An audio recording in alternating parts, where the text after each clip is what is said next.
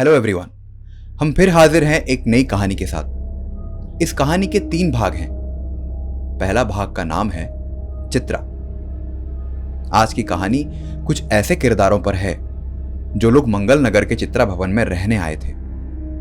जितने भी लोग उस घर में रहे, सबको दिन दुगनी रात चौगुनी तरक्की मिलने लगी, मगर उस तरक्की की एक कीमत भी उन्हें चुकानी पड़ी। समर, जो कि बतौर पेंटर अपना करियर शुरू कर रहे थे, आइए उनकी जुबानी सुनते हैं। एक वक्त था जब 7 साल कड़ी मेहनत करने के बाद भी, दर दर भटकने के बाद भी जब सफलता हाथ नहीं लगी, तो मेरे चारों तरफ नकारात्मक लोग आने लग गए। सबका यही कहना था कि मैं कुछ नया शुरू करूं जिससे मेरी जिंदगी संवर जाए। मेरे अंदर मेरे कला को लेके मेरी जो चाहत थी, वो शायद ही किसी को नजर आती। शायद ही किसी ने मुझे वो प्रोत्साहन दिया। परिवार ने तो जैसे मुंह ही फेर लिया था। उनके हिसाब से तो मैं जल्दी से जल्दी असफल होके घर लौटा। उन्हीं के मर्जी के हिसाब से शादी करूं, उन्हीं के मर्जी के हिसाब से नौकरी करूं और उन्हीं की मर्जी के हिसाब से अपनी जिंदगी जीऊं। मुझे आज भी याद है वो दिन, स्कूल के ड्राइंग कंपटीशन का ट्रॉफी लेके मैंने जब पिताजी के पास गया था, तो उन्होंने वो ट्रॉफी डस्टबिन में फेंक दिया था। एक कलाकार की खास बात यह होती है कि उसके जिंदगी का स्ट्रगल उसके रहने, खाने या सोने से तय नहीं होता। उसे मानसिक स्तर पर ज्यादा संघर्ष करना पड़ता है। इतना संघर्ष कि सारे हौसले निचुड़ जाने के बाद भी उसे हौसला लेकर खड़ा होना।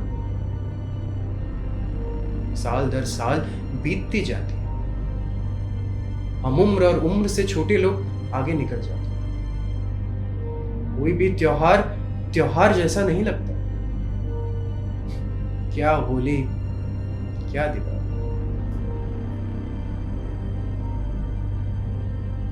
वो बस एक ही दिन के इंतजार में रहता है कि कैसे उसे और उसके आर्ट को वो पहचान मिल जाए।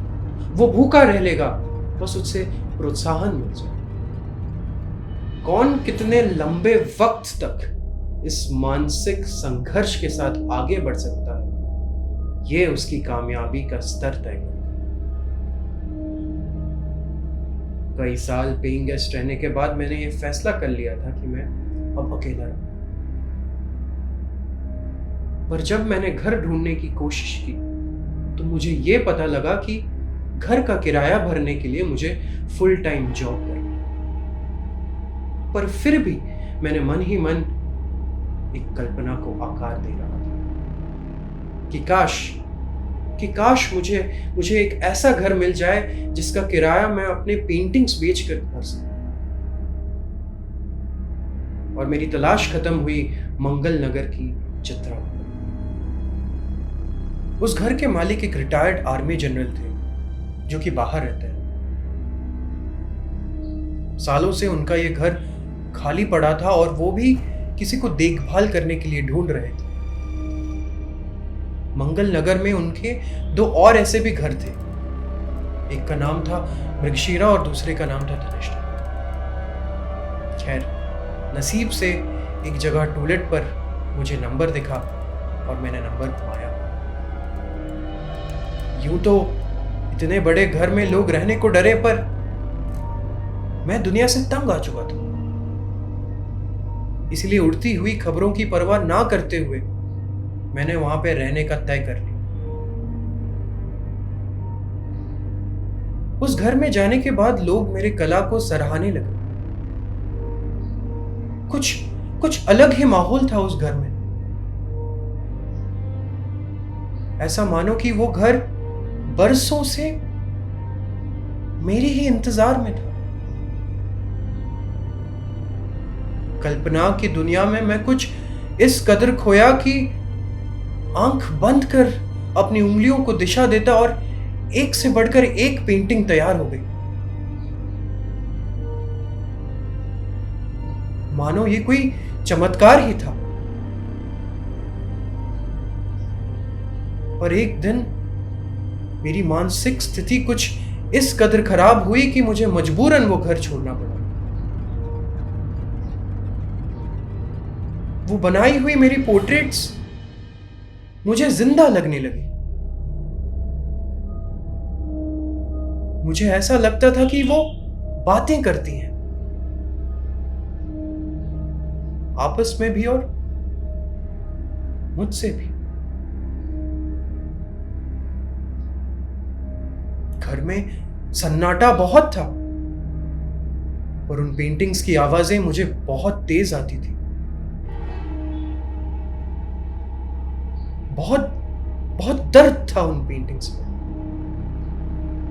इतना दर्द कि शायद वर्ल्ड वॉर 2 में हो।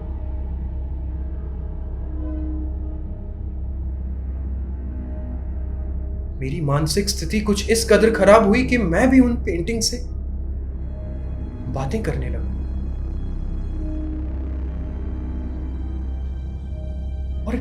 और इसका अंदाजा मुझे तब हुआ जब मैं बाहर जाकर असली लोगों से बातें करने लगा। और एक दिन मेरी मानसिक स्थिति कुछ इस तरह खराब हुई कि मैं दुखी रहने लगा।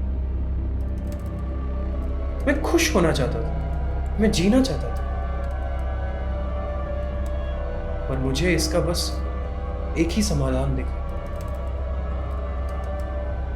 और मैंने वो घर छोड़ा।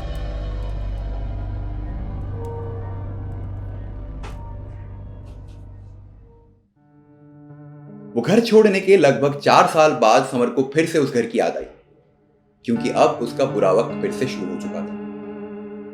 जहां एक वक्त उसके पेंटिंग की एग्जीबिशन के लिए उसके पास प्रपोजल्स की लाइनें लगी रहती थी, वहां आज क्रिटिक्स का कहना था कि उसकी बनाई हुई पेंटिंग्स बस एक बेजान तस्वीर लगती।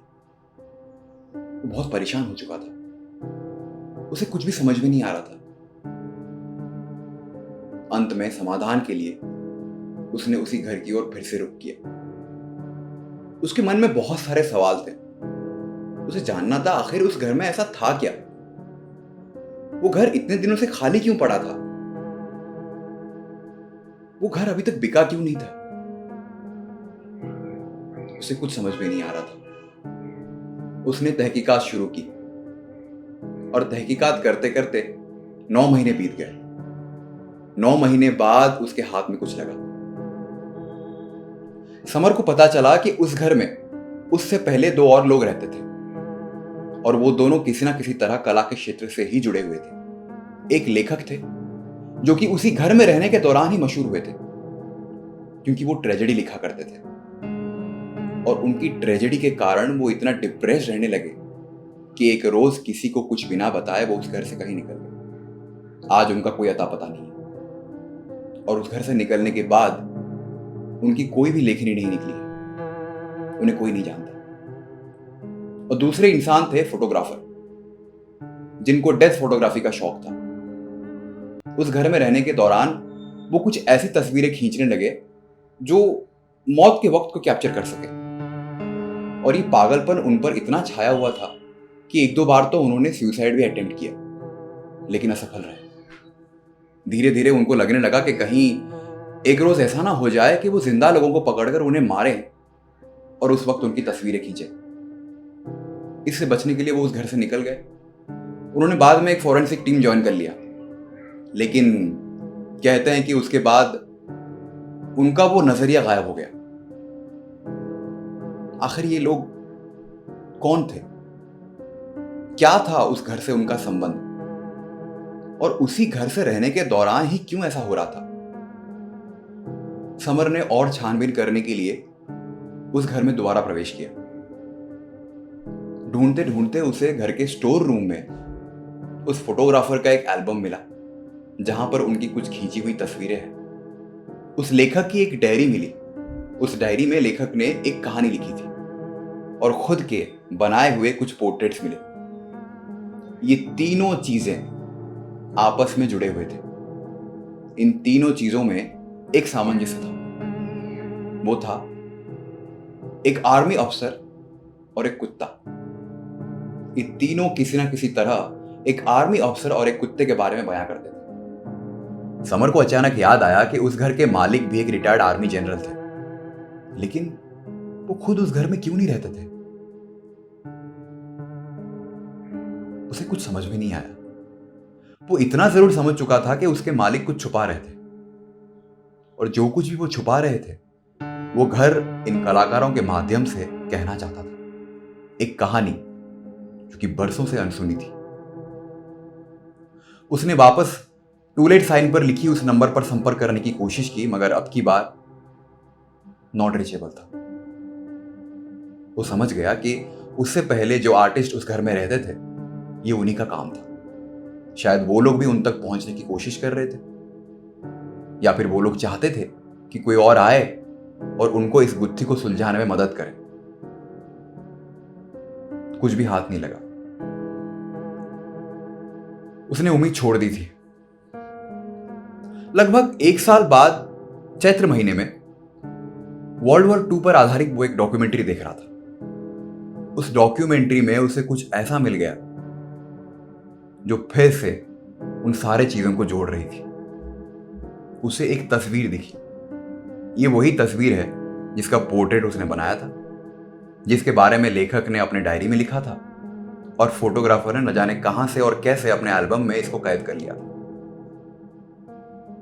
एक आर्मी अफसर और एक कुत्ते की तस्वीर। वो समझ चुका था कि इस गुत्थी को सुलझाने के लिए उसे चित्रा भवन के मालिक के बाकी 2 घरों में जाना पड़ेगा, जो कि मंगल नगर में ही थे, जिनका नाम था धनिष्ठा और मृगशिरा। उम्मीद है आपको ये कहानी पसंद आई होगी। हम इस गुत्थी को सुलझाएंगे अगले अध्यायों में, जिसका नाम है मृगशिरा भवन। तब तक के लिए स्वस्थ रहिए, व्यस्त रहिए और मस्त रहिए।